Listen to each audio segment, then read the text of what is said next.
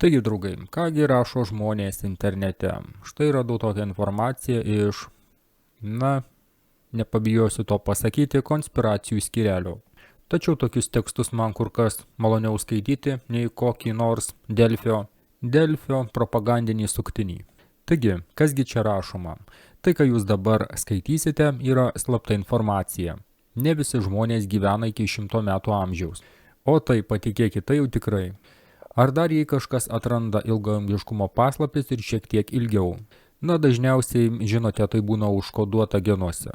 Vienas sveikai gyvena ir anksti miršta, o kitas nesilaiko iš viso jokio sveikatingumo ir gyvena ilgai. Ir tai vyksta realiai dabar ir jau senai. Kai kurie pasaulio taip vadinami lyderiai pergyveno kelias ar keliasdešimt kartų. Ir jie netrodo lyg senučiukai. Jų nekamuoja jokios ligos. Ir tai nėra stebuklai. Tai žinios ir jos nėra prarastos. Jos tik neprieinamos paprastiems žmonėms, masėms. Žinote, nuojauta sako, jog tai tiesa.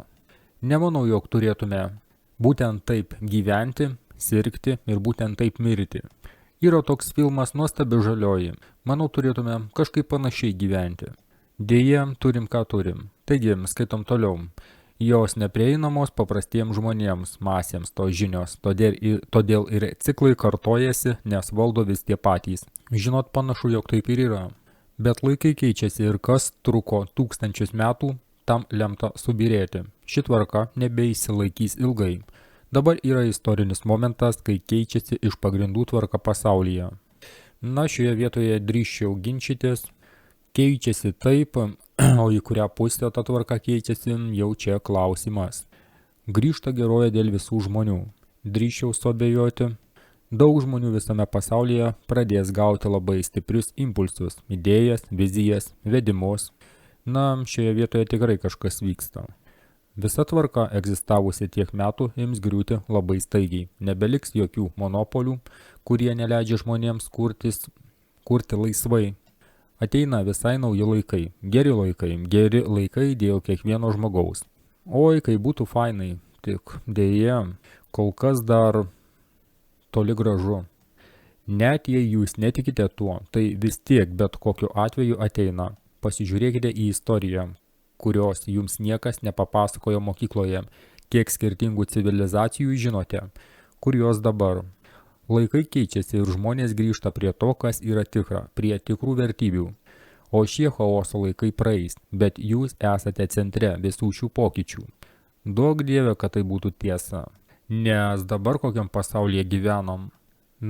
Toliau galėčiau tik keiktis, bet šioje vietoje geriau patylėsiu. Ir jūs esate čia todėl, kad jūs esate patys stipriausi. Kiekvienas iš jūsų toks yra. Ne visi čia galėjo ateiti į žemę šiuo metu. Tik stipriausiems buvo leista.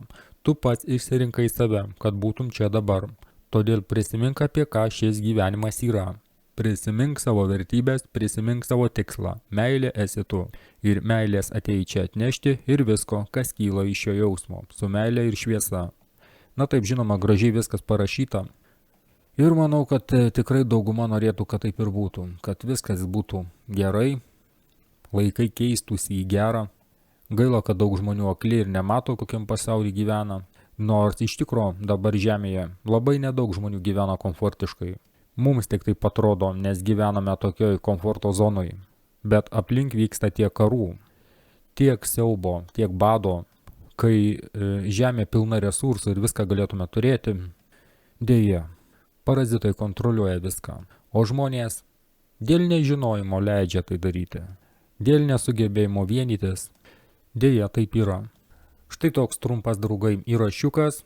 Greitai bus ir daugiau. Kaip minėjau, šis kanalas bus šiek tiek kitoks. Taigi iki greito. O čia beje, aš taip jaučiuosi nuo šios sistemos. Pabaigai pasijuokt.